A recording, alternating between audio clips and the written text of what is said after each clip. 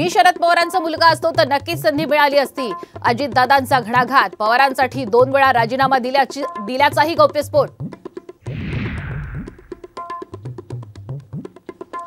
उद्धव ठाकरे कदापिही काँग्रेसमध्ये पक्ष विलीन करणार नाहीत। अजितदादा ठाकरेंबाबत सकारात्मक, तर दादा ठाकरेंना ओळखत नाहीत, फडणवीसांचं उत्तर।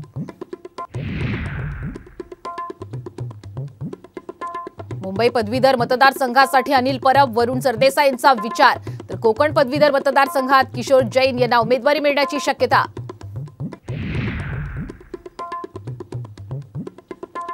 लोकसभा निवडणुकीनंतर महाराष्ट्राप्रमाणेच कर्नाटकातही ऑपरेशन लोटस, मुख्यमंत्री शिंदेंचा गौप्यस्फोट।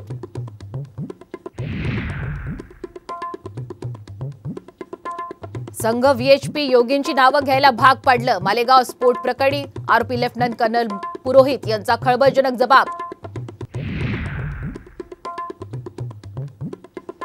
महादेव बेटिंग ॲपचे 1000 कोटी शेअर मार्केटमध्ये गुंतवले, ईडीच्या तपासात खळबळजनक माहिती उघड।